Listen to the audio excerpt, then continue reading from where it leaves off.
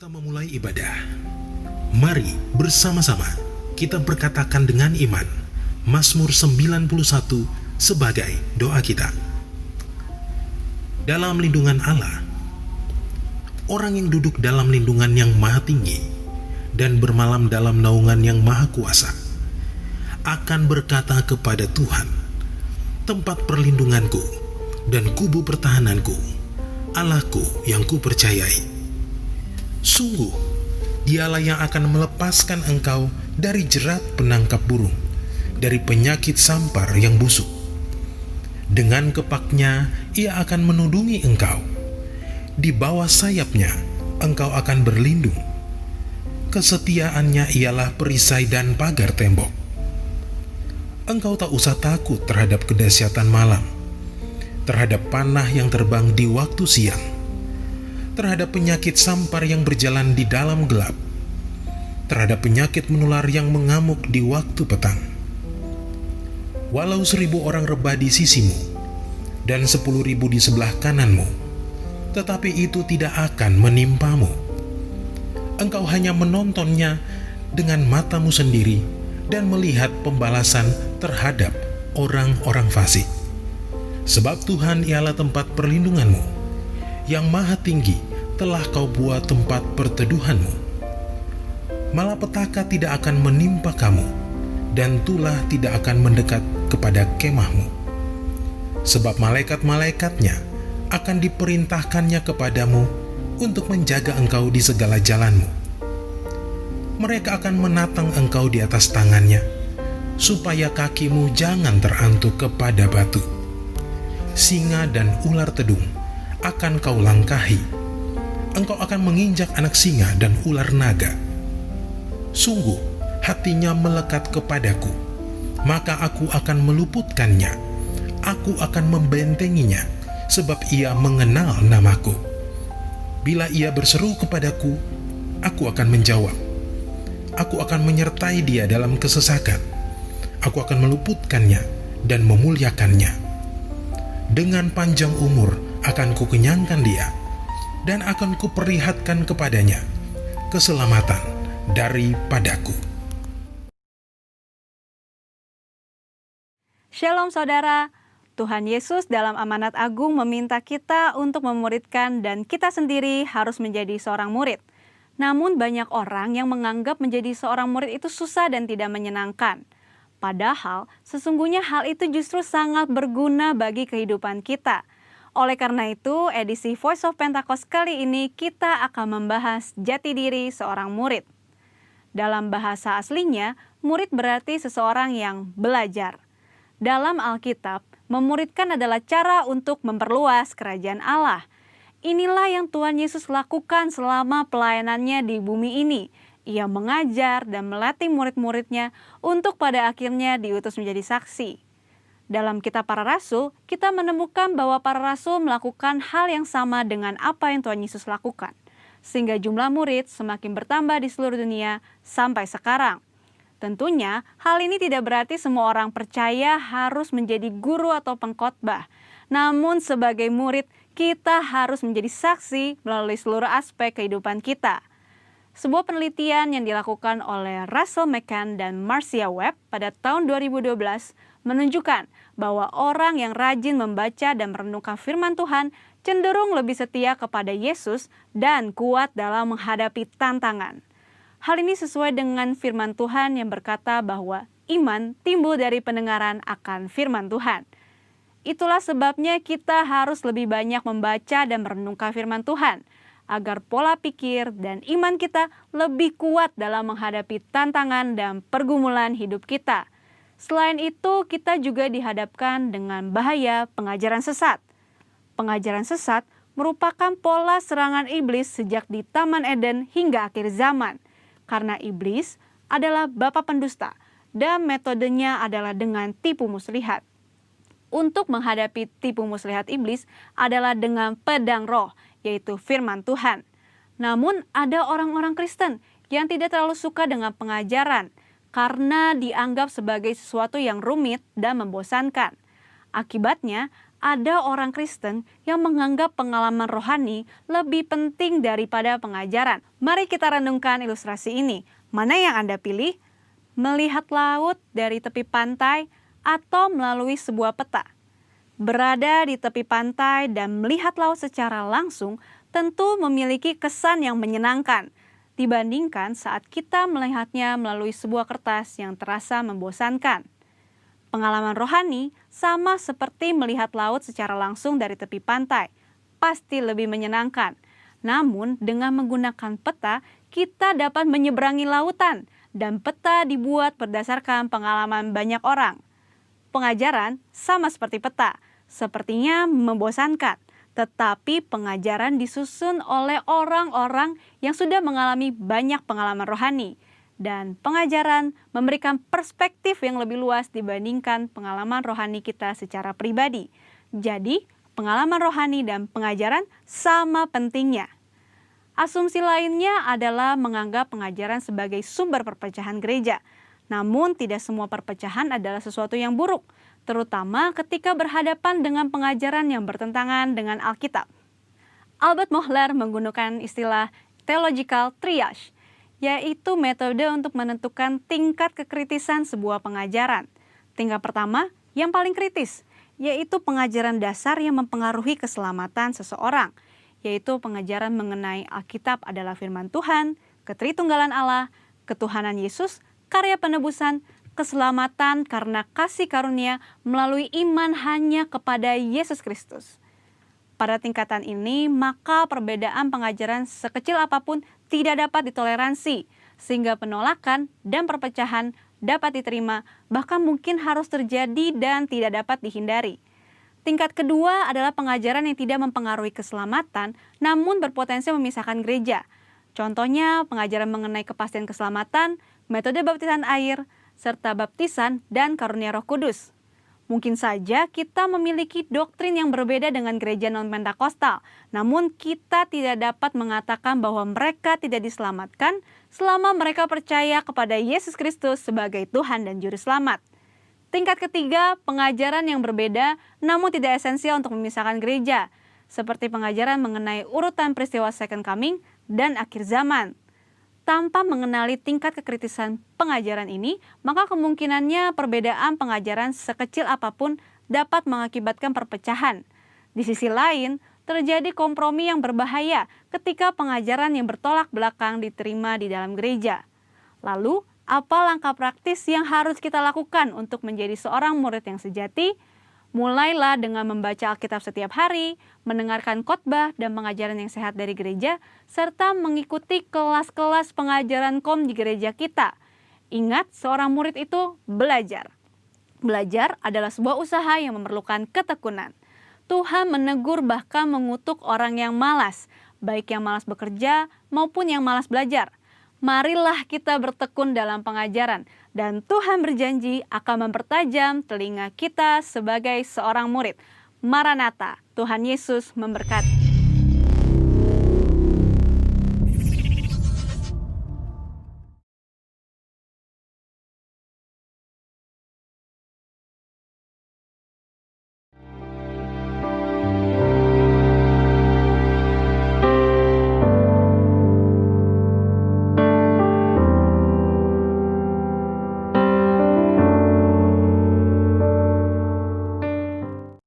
Yang bersuka cita hari ini sama-sama lambaikan tanganmu dan katakan yes.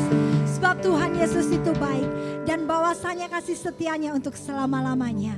Yang percaya katakan amin.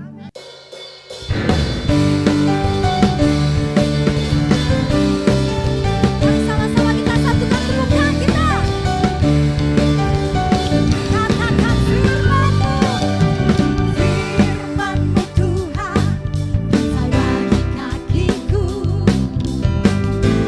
Janjimu terang bagi jalan-jalanku, kebenaranmu menuntun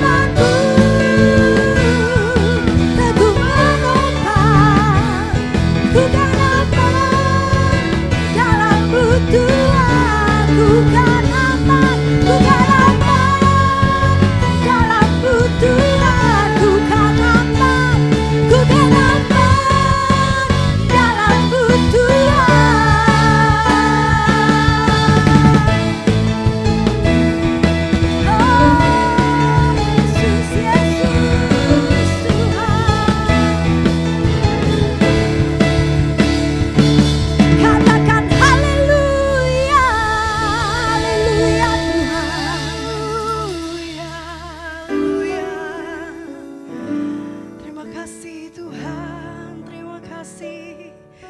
Dimanapun kami berada saat ini Tuhan, kami percaya kasih-Mu yang begitu besar itu melingkupi kami ya Tuhan Yesus. Tidak ada yang bisa berkata ya Tuhan, Engkau tidak baik ya Tuhan. Engkau sangat baik dan kami sangat percaya itu ya Bapa. Terima kasih Bapa, terima kasih. Kami mau siapkan hati kami ya Tuhan. Allah yang setia, Bapa yang mulia, kasih-Mu besar Tuhan. Kau pulihkan, sama-sama katakan, Kaulah harapanku, Kaulah harapanku.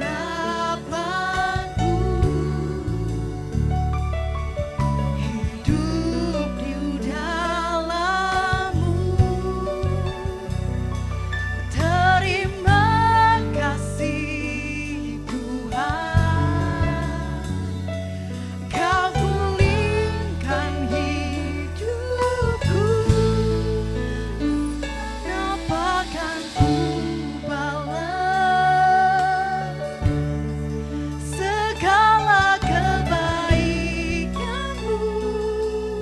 Katakan segenap hatiku menyembah-Mu Yesus. Ku bersyukur padamu selamanya. Oh, dengan segenap hatimu, dengan sepenuh jiwamu, Tuhan, Kau sangat baik ya Bapa.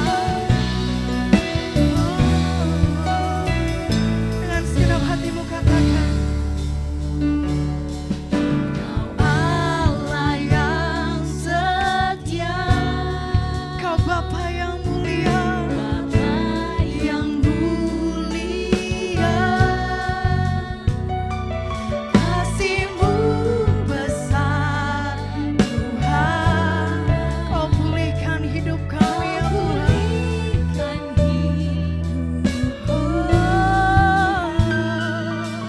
Kaulah harapanku, hidupku dalam-Mu. Terima kasih Tuhan. Oh Yesus, Kau selamatkan hidupku.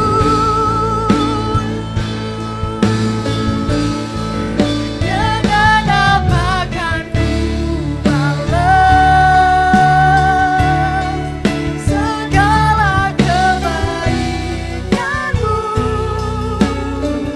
Kaulah Tuhan, Kaulah menyembah-Mu. Kami sembah Kau Tuhan. Ku bersyukur padamu Yesus. Haleluya. Segala kebaikan-Mu, segenap hatiku menyembah-Mu Yesus. Ku bersyukur padamu selamanya.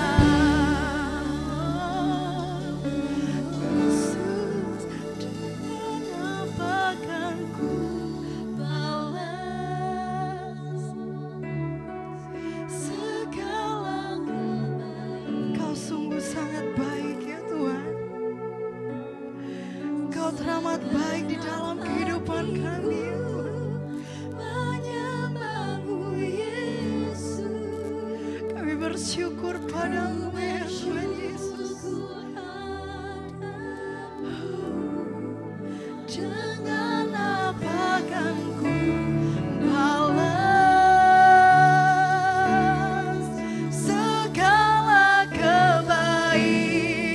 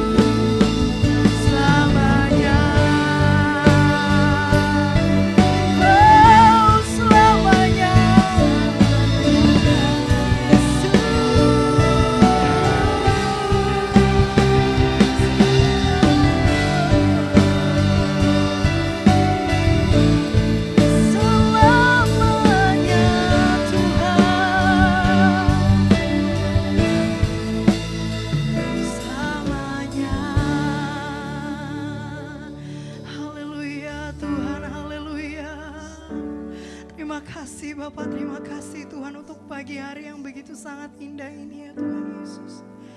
Kami mau siapkan hati kami ya Tuhan. Kami mau siapkan tanah hati kami yang subur ya Tuhan. Biarlah firman yang akan Kau sampaikan bertumbuh dan berbuah ya Tuhan. Terima kasih Bapak, terima kasih Tuhan. Mari sama-sama katakan, amin. Shalom Bapak Ibu Saudara yang dikasihi Tuhan, puji Tuhan. Kembali hari ini kita menyiapkan hati dengar firman ya.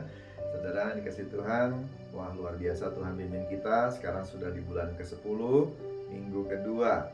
Nah mari kita siapkan Alkitabnya dan kita mau berdoa. Yuk kita berdoa. Bapa di surga, kami tahu Tuhan mau bersabda. Kami sayang sama Tuhan, Tuhan sayang sama kami. Oleh karena itu firman-Mu nanti akan jadi kekuatan buat kami semua, supaya kami mengasihi dan mencintai-Mu lebih lagi, bahkan di masa-masa yang sulit seperti sekarang. Tuhan, mari urapi kami semua, urapi hamba-Mu juga yang menyampaikan firman, dan biarlah dalam nama Tuhan Yesus, kami semua diberkati Tuhan. Karena firman-Mu adalah Engkau sendiri. Dalam nama Tuhan Yesus, haleluya, amin. Saudara yang dikasihi Tuhan, kita masuk di masa-masa di mana kehidupan kita tidak mudah lagi. Sekarang sudah bulan ke-7 dari sejak bulan Maret, di mana kita semua menghadapi COVID-19, resesi ekonomi, dan semua hal yang tidak baik. Dan oleh karena itu, saudara, kita perlu kekuatan dari Tuhan. Dan tahukah saudara, kekuatan yang paling kuat, powerful, dan hebat yang bisa menopang kita, itu adalah kekuatan cinta. Kasih kita kepada Tuhan dan kasih Tuhan kepada kita. Saudara, kekristenan mengajarkan bahwa kekristenan itu bukan agama. Ini ada bicara tentang hubungan kita dengan Tuhan kita. Kita bukan sedang menyembah patung atau menyembah alam yang tidak bisa membalas cinta kita. Tetapi Tuhan kita adalah pribadi. Dan hubungan kita dengan Tuhan sudah dimulai sejak kita semua lahir baru. Saudara dikasih Tuhan, kita sungguh-sungguh dengan Dia, dan Dia juga menebus kita dan membela kita, memimpin dan menyertai kita semua dalam pertumbuhan Anda dan saya. Nah sekarang, lewat hubungan cinta itu, kita sekarang berhadapan dengan situasi yang sulit. Dan kita tahu sama-sama, kasih itu justru akan makin kuat, teruji lewat masa-masa sukar. Dan biarlah hari-hari ini kita semua makin sayang sama Tuhan. Amin, saudara. Saudara dikasihi Tuhan, di dalam Alkitab ada sebuah cerita tentang kisah cinta yang ditulis oleh Raja Salomo.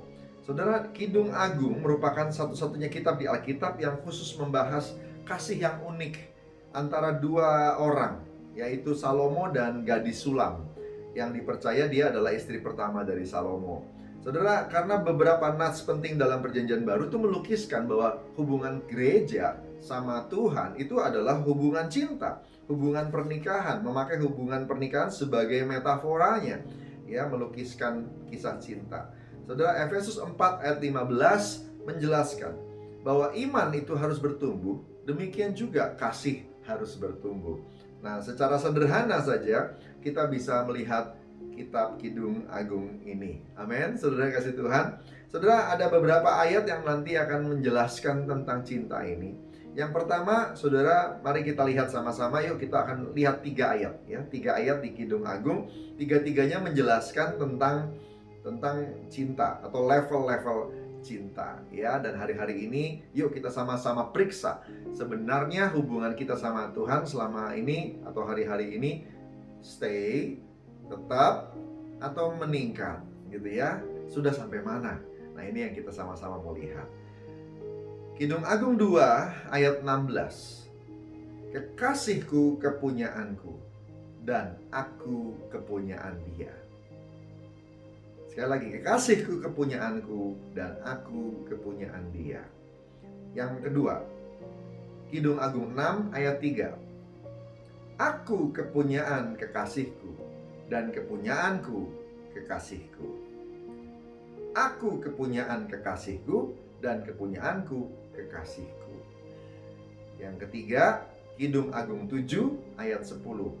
Kepunyaan kekasihku aku. Titik. ya. Kepunyaan kekasihku, aku.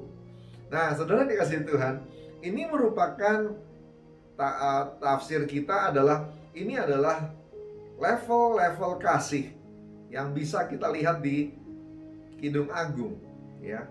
Yang pertama di sana dikatakan Tuhan itu milikku dan aku miliknya Tuhan, ya. Tuhan itu milikku dan aku miliknya Tuhan. Ini merupakan kasih yang egois.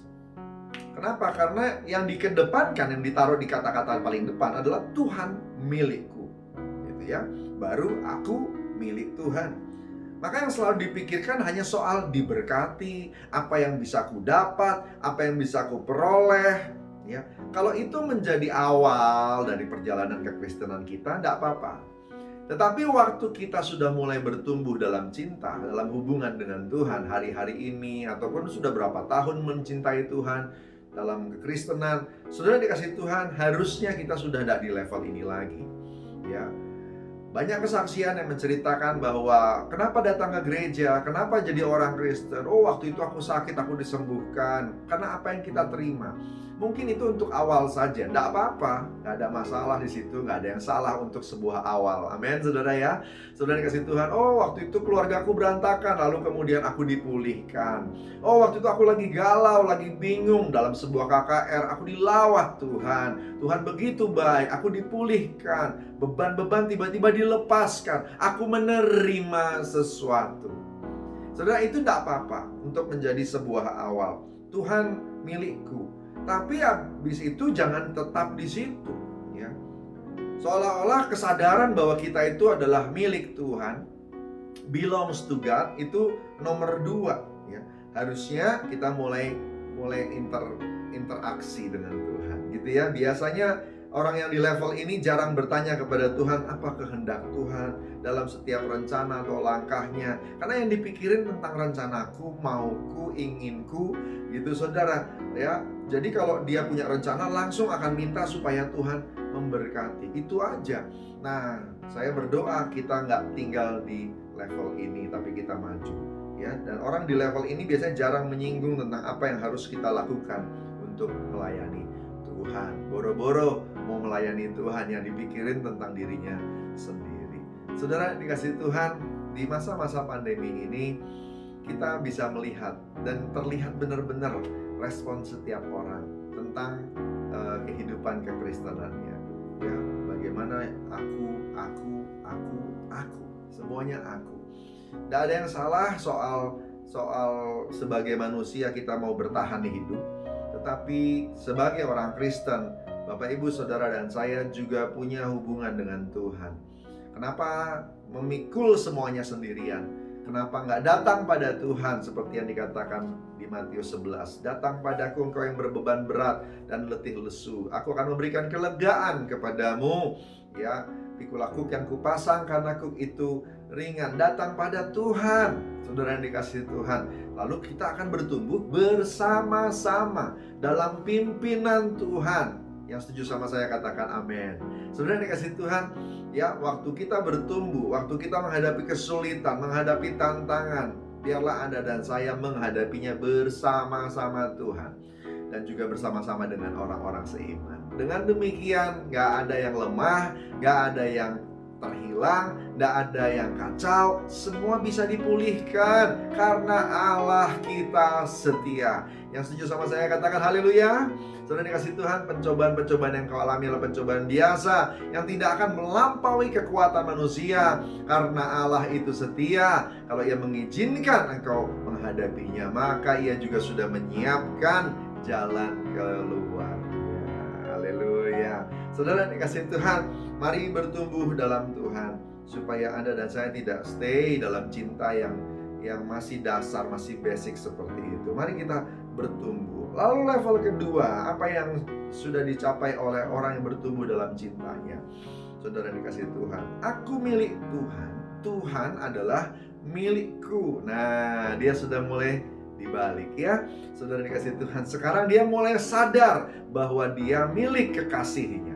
Walaupun abis itu dia masih berpikir juga tentang Tuhan adalah milikku. Sekarang yang dikedepankan adalah aku milik Tuhan.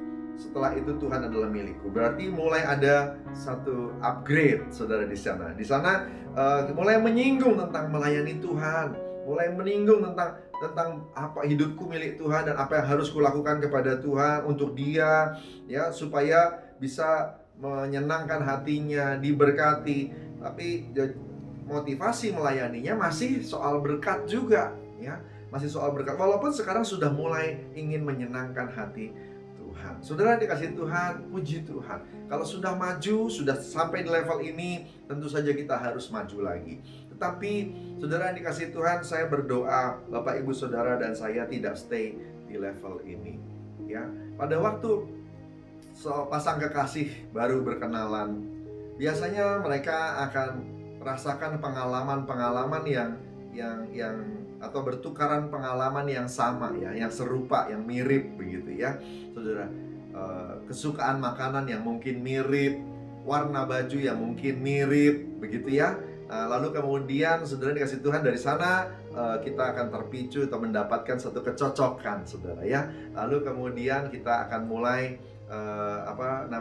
berjalan bersama-sama, membina hubungan, begitu. Tetapi hubungan yang sehat tentu saja tidak akan bertumbuh ketika hanya satu pihak yang menuntut saja, ya. Ketika hubungan itu didasarkan pada tuntutan,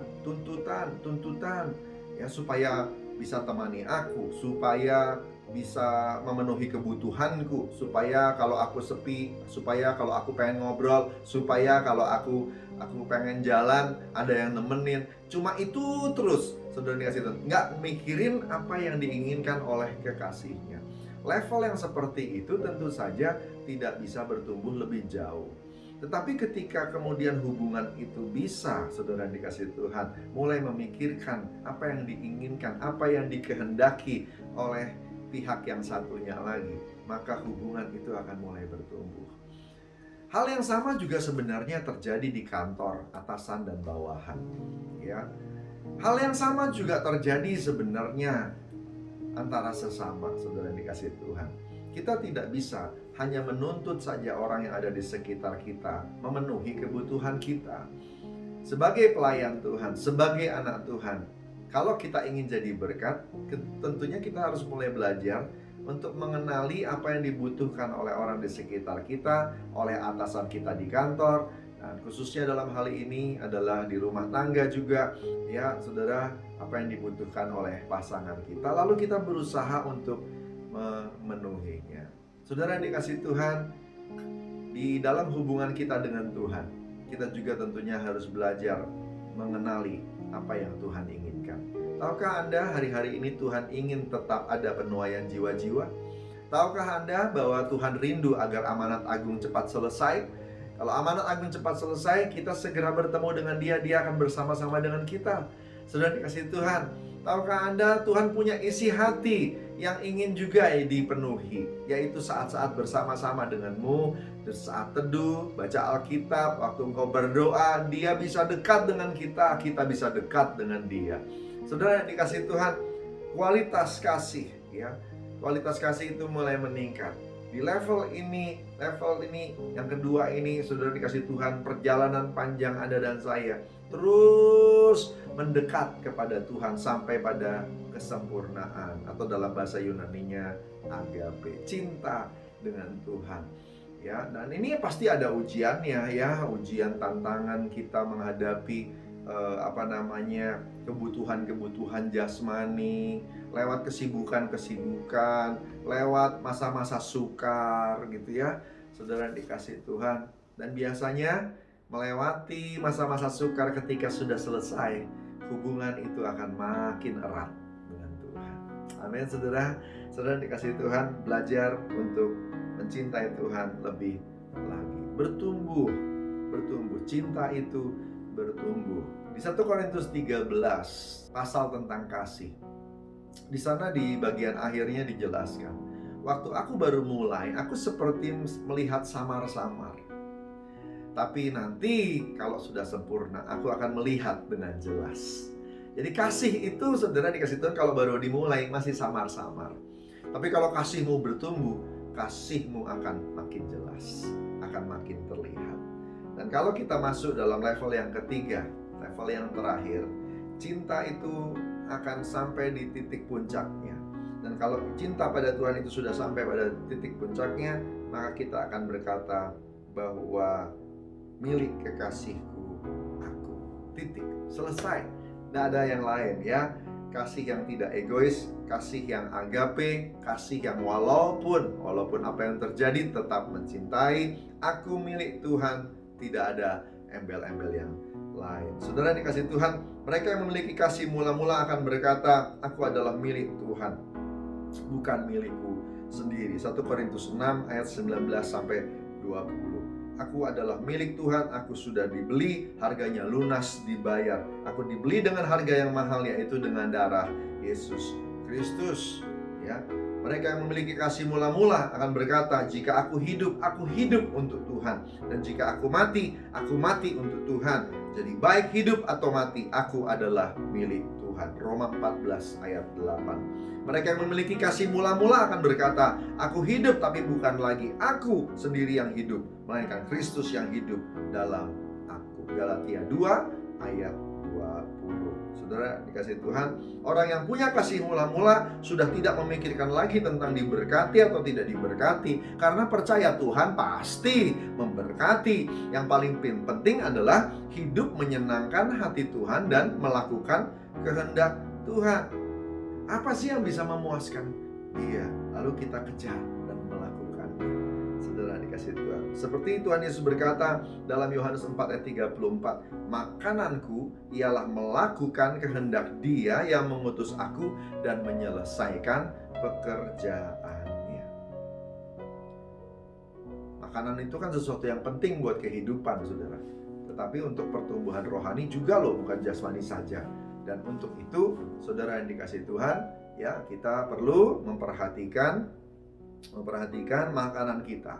Dan ternyata kalau menurut firman Tuhan, makanan buat spirit kita, makanan buat rohani kita adalah melakukan kehendak Dia yang mengutus aku dan menyelesaikan pekerjaannya. Kehendak Tuhan dan menyelesaikan pekerjaannya. Saudara dikasih Tuhan, untuk apa Anda diciptakan? Apa panggilanmu? Penuhi dan genapi, maka rohmu, kerohanianmu itu akan bertumbuh. Saudara dikasih Tuhan, akan bertumbuh. Orang yang memiliki kasih mula-mula akan melayani Tuhan, seperti yang terdapat di Roma 14 ayat 17 sampai 18. Sebab kerajaan Allah bukanlah soal makanan dan minuman, tetapi soal kebenaran, damai sejahtera, sukacita oleh Roh Kudus. Karena barang siapa melayani Kristus dengan cara ini, ia berkenan kepada Allah dan dihormati oleh manusia. Dia mencari apa yang Roh Kudus berikan, yaitu kebenaran, damai sejahtera, dan sukacita. Kalau orang penuh dengan kasih mula-mula, dia akan bisa lihat semua keadaan Tuhan Yesus tetap baik. Betul tidak, saudara? Ya, kalau kita sedang dalam cinta mula-mula, kita akan lihat bahwa tetap Yesus adalah yang baik. Bahwasannya untuk selama-lamanya kasih setianya. Mazmur 118 ayat 1, ya. Semuanya baik. Semuanya baik. Haleluya. Ya. Saya masih ingat waktu baru jatuh cinta sama istri saya, saudara dikasih Tuhan. Ya, itu dia ada di Jakarta dan saya ada di Bandung, gitu ya. Dan waktu kami baru kenalan, saudara, waktu kita baru jadian, maksud saya ya, waktu baru jadian, saudara, saya minta foto istri saya, lalu saya bingkai, lalu saya taruh di atas tempat tidur, saudara, ya. Dan kemudian saudara, tiap pagi saudara saya liatin, karena jauh nih ya, dan zaman itu belum ada yang namanya WhatsApp, belum ada yang namanya Facebook, saudara ya. Jadi cuma bisa foto ya, foto biasa gitu yang sudah di print. Lalu kemudian itu saja yang dilihat, begitu ya, saudara. Lalu kemudian di kampus, ya, kampus saya di Bandung, saudara, ya, itu ada banyak teman-teman saya yang cakep-cakep juga banyak. Tapi entah kenapa, saudara dikasih Tuhan, namanya juga lagi jatuh cinta, saudara. Yang kita lagi jatuh cinta atau yang kita taksir akan selalu terasa lebih cantik, lebih cakep daripada yang lain, ya. Nah, jadi akhirnya selalu baik, selalu oke, selalu luar biasa. Suatu kali kami sedang menasehati seseorang yang sedang jatuh cinta, saudara.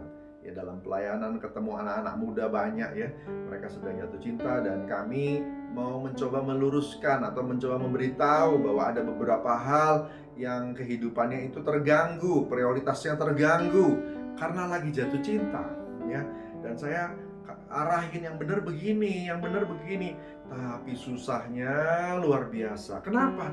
Lagi jatuh cinta ya. Kalau lagi jatuh cinta tuh dikasih tahu tuh susah ya. Kenapa? Di pikirannya pokoknya semua hal tentang kekasihnya itu baik. Semua hal tentang kekasihnya itu baik. Kalau orang lagi pada cinta mula-mula, maka semua tentang kekasihnya pasti baik. Apakah engkau sedang ada di cinta mula-mulamu dengan Tuhan? Kasih mula-mulamu dengan Tuhan? Saudara dikasih Tuhan, kalau engkau punya kasih mula-mula dengan Tuhan hari ini, apapun keadaan kita hari ini, kita akan bisa bilang semuanya baik. Amin, saudara yang kasih Tuhan. Ya, pujian tadi yang dari Mazmur 118 itu diajarkan oleh Daud untuk terus dinyanyikan.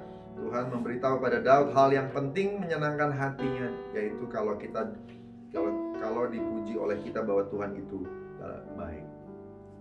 Ya, kalau Tuhan itu baik, bahwasanya untuk selama-lamanya kasih setianya.